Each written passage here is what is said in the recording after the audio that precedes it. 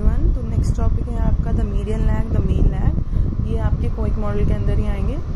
Median lag का मतलब क्या होता है, जैसे हम मीडियन किया करते थे जब हमने स्टैट्स में किया था हमने मीडियन का मतलब क्या होता है कि वो आपके डाटा को 2 पार्ट्स में डिवाइड करता है। लाइक सेंट्रल वैल्यू होता है मीडियन, तो एक आपकी जो फर्स्ट पार्ट है उसमें आपकी लोअर वैल्यूज होंगी सब, और जो लास्ट सेकंड पार्ट है that will be of higher values, right.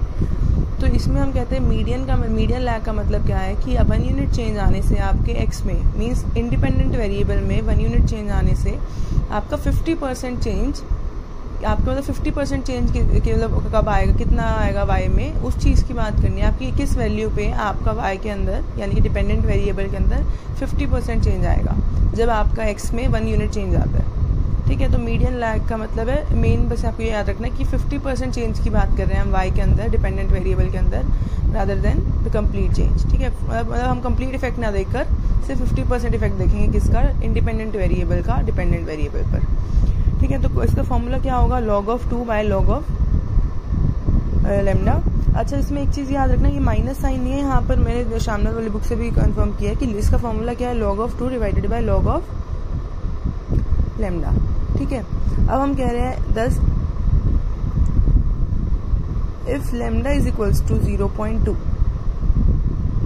ठीक है, द मीडियन लैग इज 0.4306। अब हमने कहा कि मान लो ये वाली वैल्यू आपको याद ही रखनी है। ठीक है, क्योंकि अगर आप सॉल्व भी कर सकते हो बट सॉल्व करने का आपको करना नहीं है, वहाँ पे दिखाना नहीं है, तो इसलिए बेटर है कि आप ये वैल्यूज याद रख लो। क्या है कि अगर हम कहते हैं कि लैम्डा की वैल्यू अगर 0.2 है then median lag is 0.4306, but if lambda is equal to 0.8 the median lag is 3.1067। तो इससे क्या शो कर रहा है, जो फर्स्ट केस है इसमें हम कहते हैं कि आपका जो 50%, क्योंकि मीडियन लैग क्या लेकर आएगा 50% चेंज, तो हम कह रहे हैं 50% change of the total change in Y is accomplished in less than half a period. कि आपको दिख रहा है 0.5 मतलब 0.5 होना चाहिए, हाफ का मतलब तो हाफ पीरियड से पहले ही 50% चेंज आपने 50% आपके अटेन हो गया कि मतलब अकम्प्लिश हो गया आपका, कि आपके वाई के अंदर 50% चेंज पहले ही आ गया जब आपके लैम्डा की वैल्यू कितनी थी 0.2। ठीक है, और जब हम कहते हैं कि आपकी लैम्डा की वैल्यू इंक्रीज हो गई फ्रॉम 0.2 टू 0.8, तब हम कहते हैं जो चेंज उसकी वैल्यू आई है दैट इज 3.1067। इसका मतलब 3 periods to around 3 periods more than 3 periods to accomplish 50% change.